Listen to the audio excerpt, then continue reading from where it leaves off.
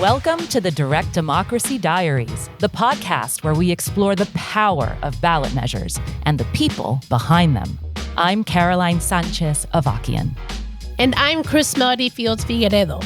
Join us as we dive deep into the stories, strategies, and successes that are shaping the future of our democracy, one diary entry at a time. Welcome back, y'all. It's Chris Melody Fields Figueredo, your co-host of Direct Democracy Diaries. We are so excited to have you back. Caroline, we have already had 2 incredible episodes, don't you think? We had 2 of the most brilliant and inspiring people on this podcast, and today will be no different, Chris. On our last episode, we spoke to Lauren Brenzel and Sarah Parker about Florida's Yes on 4 campaign to protect reproductive freedom.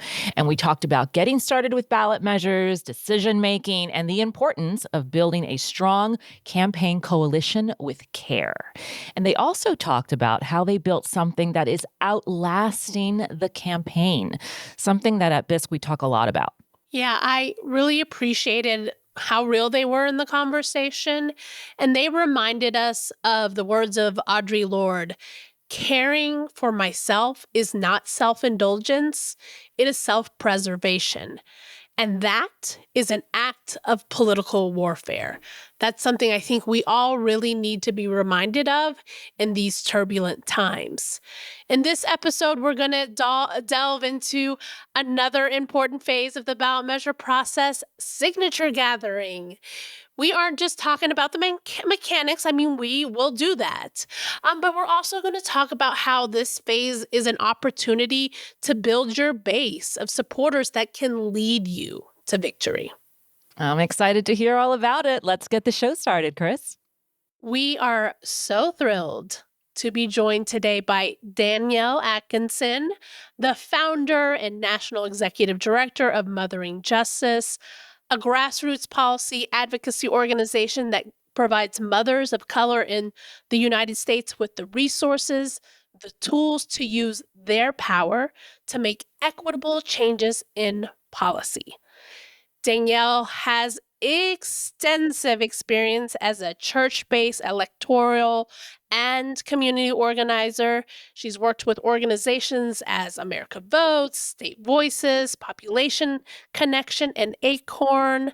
She's led organizing efforts to raise the minimum wage in Florida, where she met her husband. We might get some tea on that.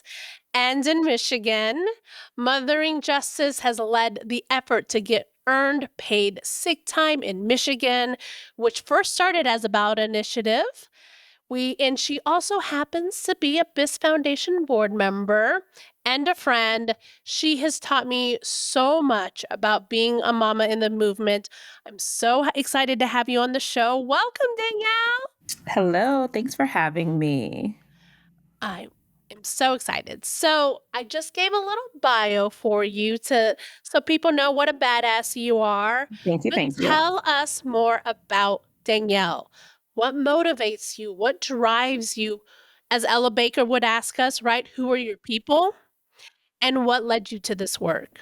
Yeah, I love that question. I love how we as people center ourselves before we have a conversation. So I really appreciate that. I always bring my mom into the room. She's with me now. She actually is living with me in Michigan. But my mother moved herself and then her family to this country a year before I was born for a better life. She was a nurse until she retired, but she came here without her nurse's license. So she had to be a domestic worker, earned enough money and to be able to send for my sister and my father. But it's her hard work and her dedication and her desire to have something bigger for her daughter, my sister, that is my driving force, because I say all the time that I am here and I'm working for all the things that my mother earned, that were not given to her: peace of mind, stability, security, and it is owed to us, and I'm here for all of it. And so that is the predominant force. But also now I bring into the conversation my niece, who is now living in Portugal for the last month. My sister and her wife, both federal employees, retired right before the administration started in December. Um, Felt unsafe and felt like they needed to leave. So I am working for the ability for Grayson to come home, for this to be a place that she can be safe and that her mothers can be safe. And so that's just another added layer. And then, of course, my children, we all work every day for them. But yeah, that's my story. Thank you for sharing that. And I mean, you talking about your mom makes so much sense of why you created Mothering Justice and to be, centered in the beauty that is being a mother and being a caregiver and how that looks in so many different ways, not just even, just biologically, right? The people, but the people in our lives that we love, that we care for, that we mother. So I appreciate that. And thank you for centering us and like giving some real heart to the moment that we're in and how like people can hear about federal employees being laid off or read about in the news like what's happening with the federal government, but like to really practically say like your sister and her family do not feel safe in the country that is their home and had to move somewhere else. I really appreciate that. I think that is so important for people to understand that there are faces, there are human beings, there are relatives, there are our community members that are impacted. So thank you, Danielle. And it's also, it's not hyperbolic. My sister, her coworkers, her former coworkers call her now and even say that people are calling looking for Georgette. Like, where is Georgette? Whether it's Doge or whoever, it's a real change in the culture, and how we treat individuals. And then when you speak about community too, I just have to bring in that we have a neighbor and we have a house next to us, and we say that this house is cursed because we've had like 7 neighbors in 17 years. But our last neighbor, Travis, an amazing guy, also a federal employee, who I felt comfortable enough that he was living there for maybe 3 weeks, and it was right when my daughters became old enough to be left alone. And I called him. I was like, "This is the first time I'm leaving my girls alone. I just want, can you keep a lookout?" And it's that meant a lot to me, that was someone that I could trust like that. He is also moving overseas, and that he brought community to my neighborhood, for me. And so we are living in a very particular moment that obviously history has seen before, but we've been fortunate not to have seen up until right now. That's so real. So I'm gonna shift gears for a moment, if that's okay. But I appreciate starting there because I actually think it will carry through our conversation. So in this episode, we're diving into a really important point in ballot measures, right? Signature gathering, petition gathering. And it looks like different in every state, right? You live in Michigan, but you've also organized in states like Florida and other places. And there are some fundamentals, right, across the states, even though the rules might look a little different. So, s- I would love for you to sort of walk us through what does it look like to get started with signature gathering? What are some of the challenges that people might face? What are some lessons that maybe you've learned along the way? And I know you think about this a lot. How would you improve a signature gathering? Yes, I do think about that a lot, and you hear about it a lot. I do. So signature gathering is it has to be the most frightening part of your campaign. It can be really taxing on an organization. I think the flip side of it is it can be empowering. It can be something that builds your organization, but it is definitely hard work, right? So you've gotten your ballot language approved. You've gotten the petitions printed. First of all, you found the money to get your petitions printed. That's no joke. And you are either doing it in-house with volunteers or a paid firm. And that's all a decision as well, right? I think we all start off, I think I'm a little wiser now, but we all start off thinking that of course our volunteers are going to do this whole thing. They're the ones that want this. This issue is going to benefit everybody. Everyone's going to be beating down our door for petitions. But unfortunately, people live really busy lives, and usually our initiatives are to help with that ease, but there is no relief with the process, right? So you are either having like an in-house paid firm, in-house paid effort. So you're hiring canvassers yourself, and that there's challenges with that. And then you eventually say, I need a petition gathering firm. And then there's some conflicts there that arise between those two entities, right? Are you paying more than the vendor? Is the vendor paying more than you? Are you paying per signature, which it's probably impossible to do that, and kind of unethical, especially with groups that we believe ourselves to be economic justice organizations. Per signature doesn't really jive with us to have people on our payroll like that.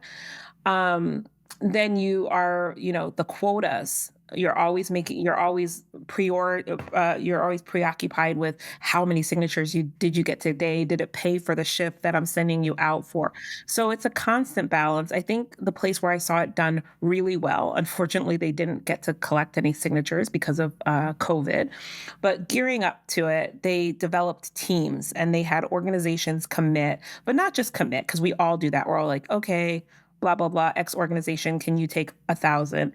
They made sure that those organizations signed up the volunteers. They walked them through the process of how to sign up volunteers and hold them accountable, and the tracking. It has to be an almost daily thing. I think we all are kind of under the assumption that we will do a bell curve, right? That we'll get most of our signatures in the middle, and then we'll taper off as the turf gets saturated and we get closer to our number. Name me a group that's done that, and I will give them a prize. It's usually an arc. We're usually at the end, we're just like hustling to get the last amount of signatures. So there's a lot of ideas that you have walking into signature gathering, and then the reality looks very similar. So I've talked a lot. I can definitely tell you No, my I ideas. think it's helpful for like, especially for our newer audiences, right? We're gonna have a very variety of people, right? Some seasoned people like us, and then some people who are like just trying to figure out what it looks like. So I think like kind of giving that tactical, like actually what this looks like, I think is really helpful to folks. And I think you know this very well, right? Signature gathering can often be really transactional, right? But you and your organization at Mothering Justice have really thought about how that is tied deeply to base building and community power. And I'd love for you to just share a little bit more about, how do you approach signature gathering in Michigan as a tool for organizing? And what has it taught you about building long-term engagement? Yeah, I don't know if we've ever done it ideally. Again, it's just the reality versus what you set out to do.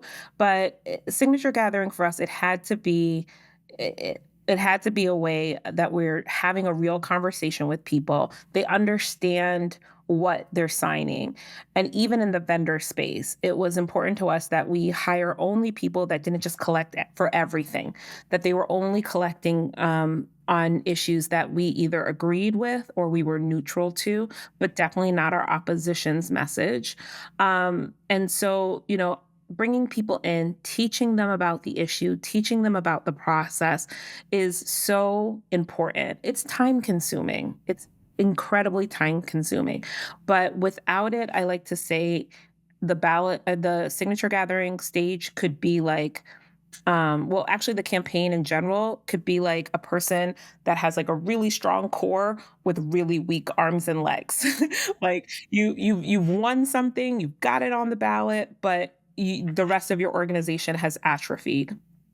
So making sure that your volunteers are able to speak about this is investment in your GOTV effort, right?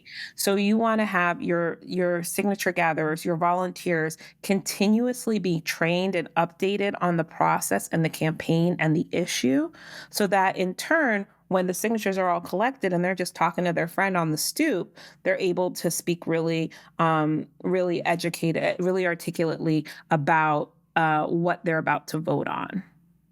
That's so interesting, Danielle, because my follow-up question was going to be, what were some of the messages that really resonated with folks that have helped you build your base? And so it's interesting that you're talking about part of that base is the canvassers that you're working with that will keep building on that message and reiterating it even when they're not knocking on doors, right? The thing that got me into the ballot world was it was my first job. Working on a canvas was my first job, and I had just gotten out of college. And when I was in college, my senior year, I had applied to work on Gary Hart's presidential campaign. His Ooh, new you taking us back, girl. girl, let me just not that far back, not that far back. Let me be real clear. He was he had a what's it called? Some of Campaign. our audience members may not even know who Gary Hart They is. don't know him the first time, so they definitely don't know him the second time. But so he decided not to run. And this is what year was Carrie? 04. '04. So he was thinking about '04.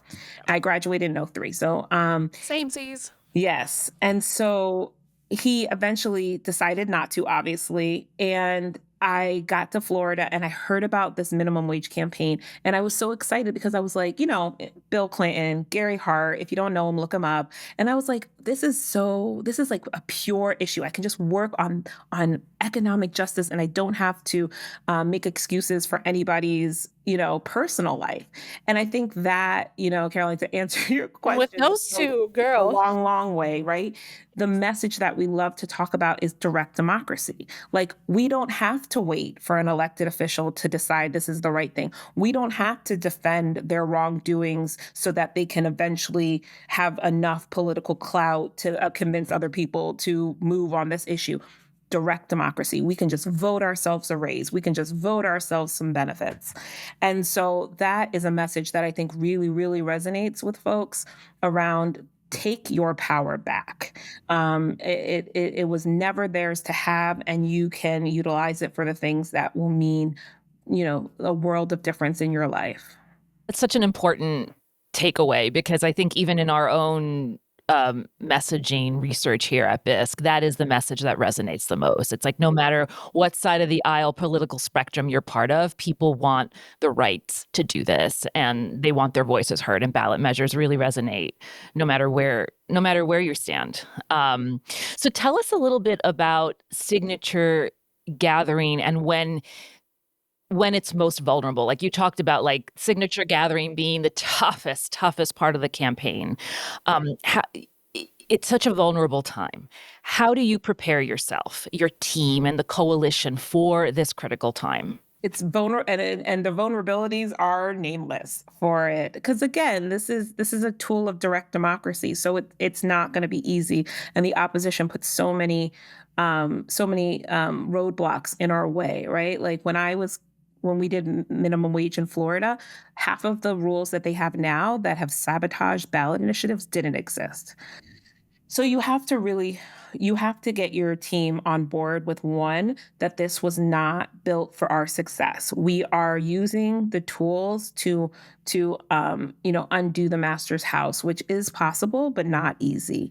And so get them ready for the fact that this is going to take up a lot of their organizational time. Other issues, if you're going to do this internally, other issues will be hurt by it. Don't put yourself in any delusion that your entire organizational portfolio is going to grow. You will have to use most of your time for this. There will be a lot of counting. There will be a lot of hard conversations. We love to live our values about like everybody has space and everyone has time, but these deadlines are very finite. And you will see, right? You'll make a prediction of how many signatures, and that line will always be like this, that you're like, we're not at the actual. Again, show me a campaign that consistently we're meeting their goals, and I will follow them to the ends of the ballot initiative world, right? And so, and then there will always be money issues. Like, do we have enough money to collect these signatures? What kind of compromises do we have to make organizationally to collect them? What kind of issues do we have within the organization? For ours in Florida, there were some infighting around community organizing and the ballot initiative. Community organizing believed that they were doing the long-term durable work of building independent political power, and the campaign was like, well, we're doing the work of winning so that you can do that, so there was tension within the organization around two schools of thought. So get ready for that. And get ready for other organizations, not being able to answer all their calls and do all the things and not showing up in coalition like you used to for a little bit. But know that it is a finite amount of time and that you're building political power, hopefully for the long term, because there is strength in being able to say we collected 750,000 to an elected official that you're talking to about some other issue. So know that there is a payoff, but it will be hard work in the interim.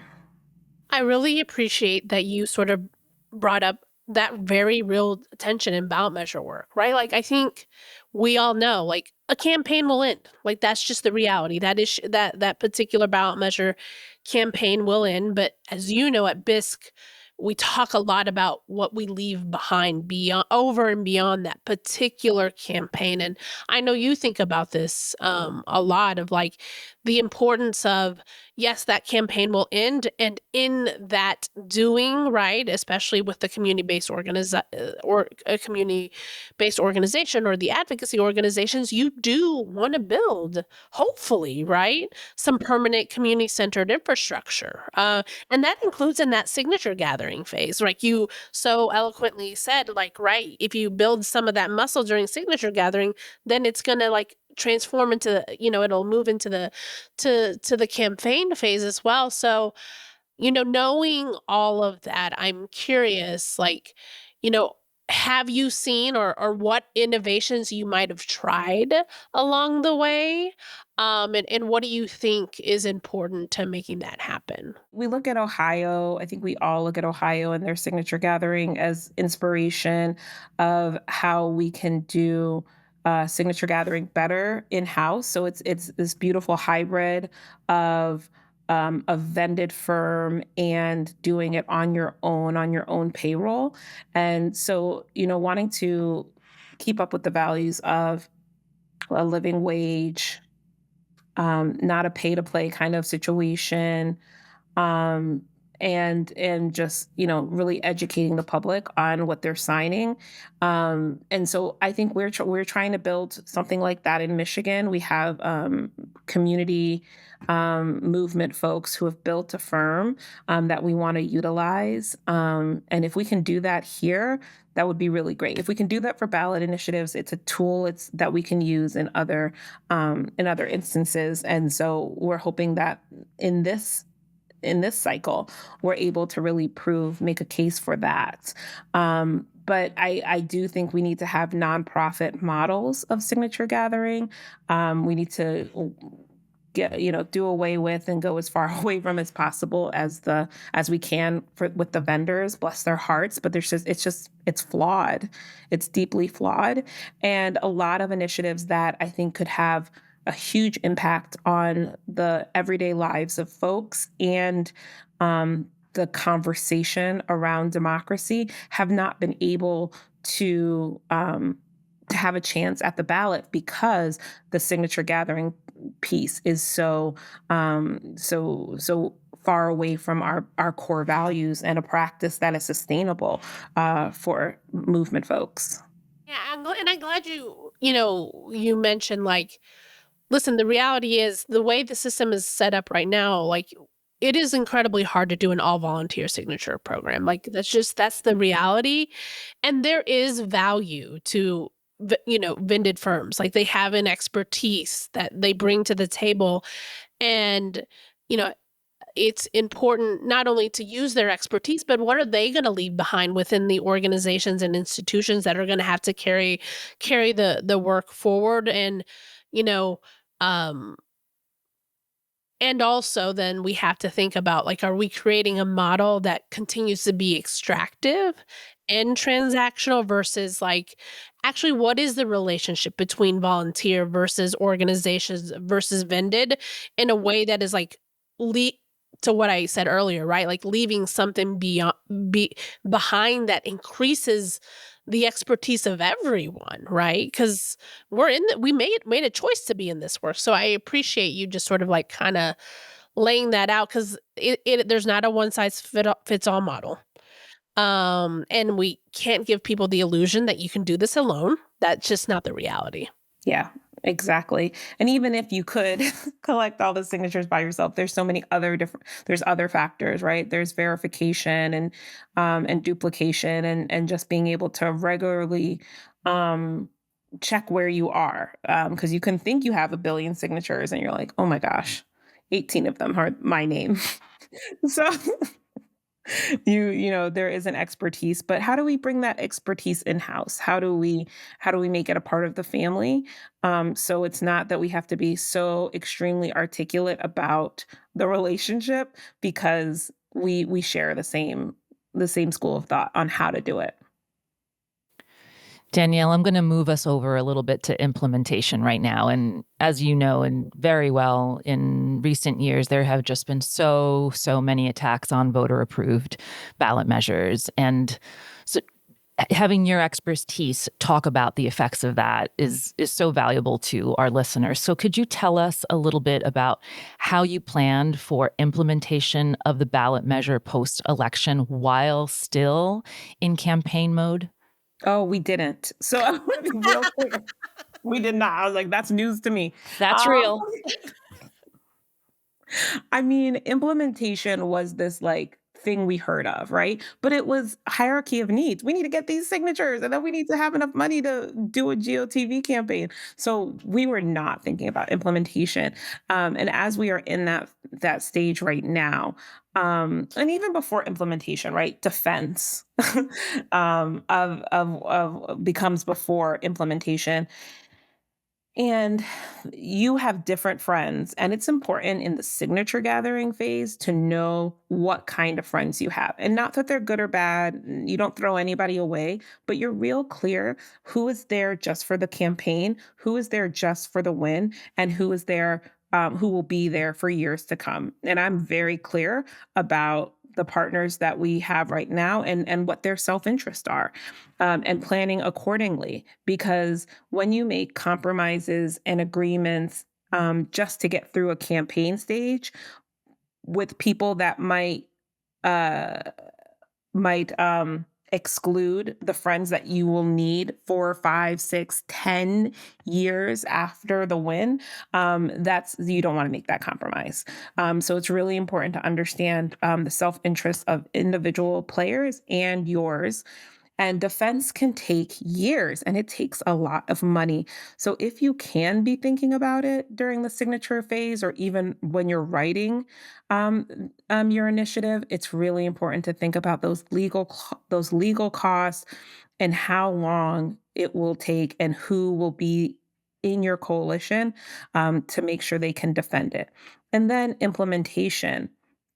Again, people show up differently when you got to make some rules around things, and you can have the best intentions about how something is going to play for the whole, but then there are self interests of organizations. Again, not good or bad, because people are showing up for their people particularly, and we want everybody to be represented.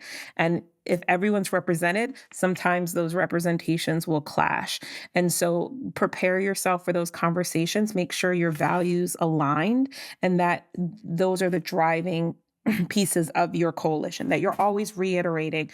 We want to make sure the most amount of people have access to the most amount of benefits or this right or this, So always be having that conversation. It'll make the rule making process go a lot easier.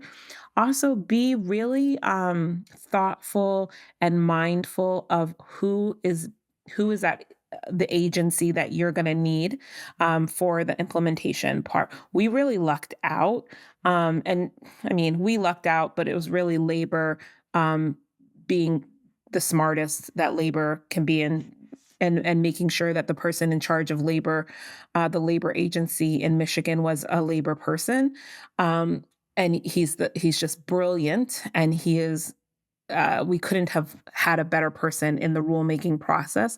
But that very easily could have been someone else if somebody wasn't minding the store, right? So, who is going to be in charge of the rulemaking process? And do you have the relationships with the administration, if it's a friendly administration, to ensure that you get the right person in there? Again, this an initiative is not done when you win. It's not done when you lose either. But you have to be thinking about all of those things for years to come. That's such an important point, and something that we have talked about with other folks who've been on this podcast before, that talked about the importance of really knowing your partners in your coalition, because I think it really helps set a basis of understanding as to where people are, and helps either prevent or mitigate any conflict that can happen within the coalition, and knowing who they are and like, how are they going to be there after the end? Are they not? And that's fine, whatever it is. But I think that core understanding of where people stand, and that honesty that people need to have at the beginning, is just critical to the success of that coalition, and then ultimately that ballot measure. We talked about partners, so I would love for you to talk a little bit about how BISC showed up for you during ballot measure work. What's that partnership like? Yeah.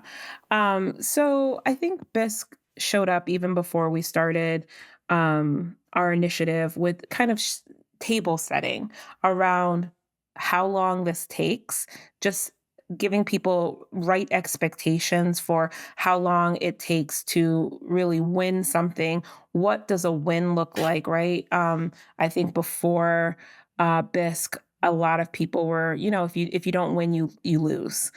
And the lessons that BISC has really quantified around the country is, okay, well, what does it mean to even embark on this? How does the conversation change? How do you ripen the ground for the next group of people to come along? So it's just, bringing out the telescope to see a greater lens is really important. Then the polling, and just being able to understand more deeply how people think about these issues.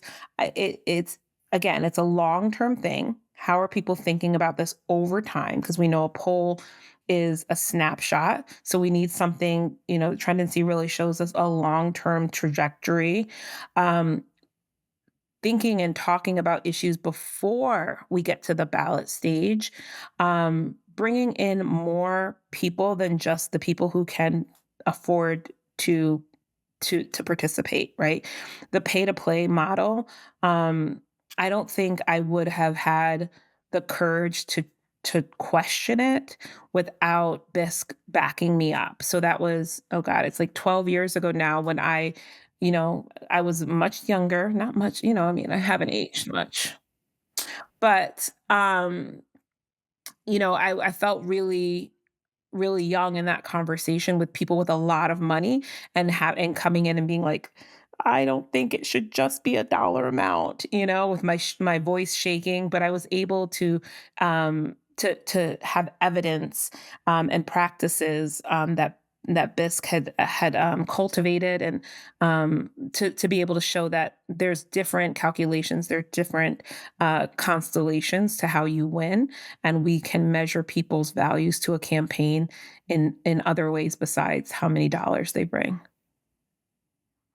Yeah, that is so real. And one of the things I really appreciated about what you were talking about, the honesty you've given, is like, in the left, we can be so purist sometimes, and that's a criticism of us, right? Like, ac when you were talking about, like, knowing that, yeah, some of the coalition is just gonna be here for the winning of this campaign, and that's it, and, like, having that honest conversation from the beginning, and why you might make a decision on a policy or certain things, like, having those upfront conversations, I think, actually helps reduce the harm that might come out.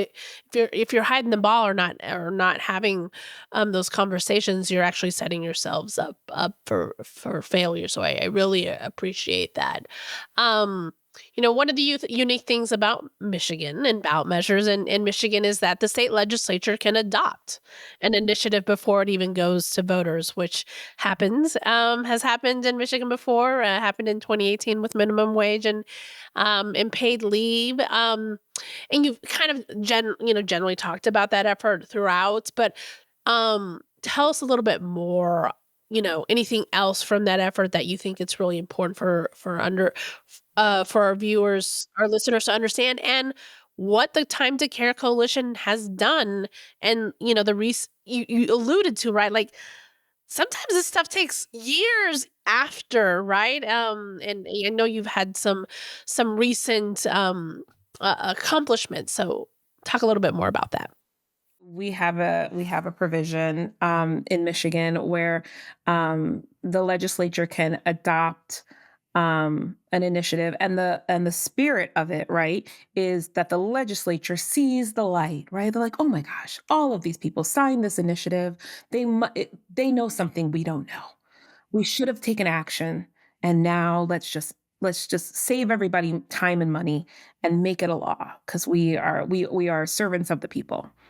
Yeah. Okay. So our opposition manipulated that, um, and totally out of step with the spirit of the law. They said, yes, we can adopt it so that they don't have it on the ballot because it's overwhelmingly popular, and not only is it going to win and piss off businesses, it's going to drive voter turnout. So they knew something that I'm still trying to convince our allies of, right? That it is a voter turnout mechanism. And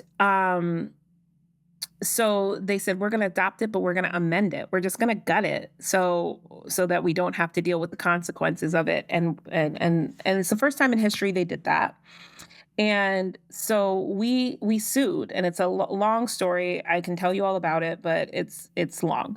But we sued, and it took us 10 years all the way to the Supreme Court, where we had to sue our friend, um, the Attorney General, and the governor, I mean, the state of Michigan, to win. And we did. And the Supreme Court ruled in our favors that adopt and amend was unconstitutional.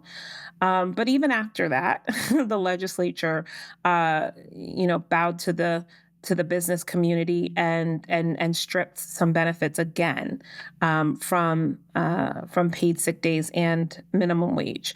And so it's sad, but it was so telling, and it just made it crystal clear what we're up against, right? There's no hiding, there's no ambiguity. It was a vote to go against the will of the people. And so I don't care what letter is behind your name, you are now my enemy.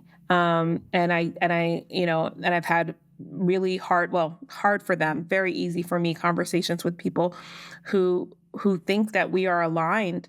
And I said, no, I will do everything I can in my power, to ensure that somebody who goes against the will of the people does not have any more power. And so again, the ballot initiative is so much more than just the rights that we are fighting for. It is a bellwether. It's an indicator. It is all the things that we need to be able to draw a very clear line in the sand of who is with us and who is against us. And so I know who I go into war with, and who I won't touch.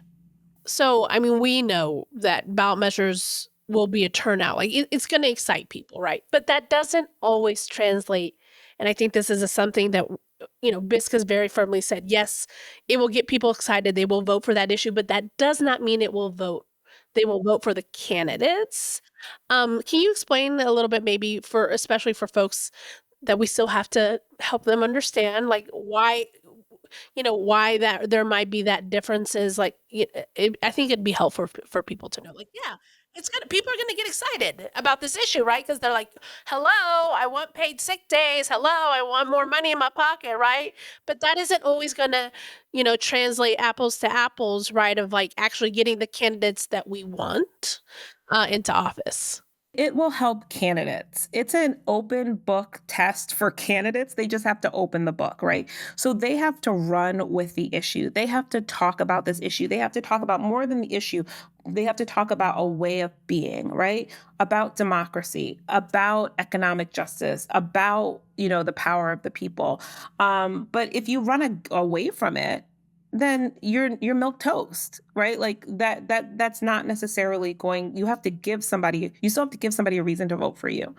And so it is the way we think about it in Michigan, or the way I'm really working on allies, is saying, like, I need you to support this so that so that who you should support, so that we have better candidates, and we can really, again, see who's with us and who's not with us. And if used correctly by movement folks, we will get better candidates. And I think if we have better candidates, then we will win in the end. But if you don't open the book, I can't help you. My next question, I feel like, Danielle, you've already answered just now. But I have to ask you, because you have just so much experience in this area, but living in a time when democracy and ballot measures specifically are under unprecedented attacks, which you just spoke about. What are other thoughts on ways to combat these types of attacks? Yeah, we need more ballot initiatives, right? So that means we need to fight for the right. We need to be doing it on a local level, on a statewide level, municipal level, which, I think that's the hardest. And then we need to fight the attacks on this. So we need to have a proactive and a defensive fight for this tool. Which is hard, right? Because it's a very nuanced thing that we have to talk about and then have people buy into, and then have people fight for. But it is, I think, today is the day, right? After what happened in Texas, today is the day to say, look at that. A whim from a radical leader can have 5 more votes in Congress. Our democracy is not safe, and so every tool we need to be fighting for. I think we need to bring this as a unifier to our third parties that we agree with, that we love, but feel might be jeopardizing, our opportunity to leverage power. On at all levels. How can we work together to have a ballot initiative that speaks to the values and the reason why you started a third party? And then how can we work together for more options? I think we need to be thinking really outside of the box when it comes to democracy. Our friend George has really just brought some really amazing tactics from all over the world about what democracy looks like and could look like in this country. And then we need to think about who's being disenfranchised, either legally or illegally, right? And see how we can re-enfranchise people. The census, we all need to be paying attention to the census and how we are distributing seats and representation after that. We need to be thinking about folks who live in the territories, right? They're all brown folks. There's a lot of brown folks that don't have a vote. We need to be thinking about DC statehood. If now is not the most obvious time that we need to be thinking about that. So just continuously be thinking about, where do people not have access to representation, and who? I can answer that really quickly. It's mostly Black and brown people. Will always be disproportionately underrepresented or overrepresented in who doesn't have the vote. And we need to be thinking outside the box. The answers are in our communities. They have not even been raised. There hasn't been a book said about them. If you have an idea, bring it. You've got to be talking about what your people are saying and seeing, because those will be the innovations that save us. Incredible tactical advice, Danielle. Thank you for that. I'm going to switch us a little bit to your career and advice. So, as we have listeners from all over spectrum of early career, mid-career, senior career level, what is the one piece of advice that you would give someone just beginning their career in advocacy and politics? And then conversely, on the flip side, what is a piece of advice or perhaps something important for more of the seasoned folks to remember or to be open to? I think it's almost the same. It might be nuanced, but it's almost the same. It's do what you love and you want to be good at. You might be good at it or you might want to be good at it, right? And so everyone's like, "Oh my gosh, Mothering Justice, you like started this thing. How did you do this? You like must have been." I just didn't see myself and I didn't see my wisdom and I thought it was, and not even my wisdom. I didn't see the wisdom of the people I loved being being utilized or appreciated. And I was like, that doesn't make any sense. Like, why wouldn't you just listen to that person? Um, and so I decided to build something because I thought that women of color could do it better. And so I wasn't brave. I wasn't smart because I didn't have any money. But I just did it because it felt right in my soul to do it. And the way we had been doing it didn't feel good. Um, and then, so I guess that's more for the people entering into it. Seasoned, I guess I might be in that category now. I do what I love. And I love being with my kids. I love seeing them grow. It's the last time for so many things. It's the first time for so many things. And the people that will mourn me will be my babies. And if I'm not spending time with them, if I'm not um, really showing up for them, then who am I really showing up for? Because nobody else, maybe somebody will know my name 10 years after I die, but my babies will.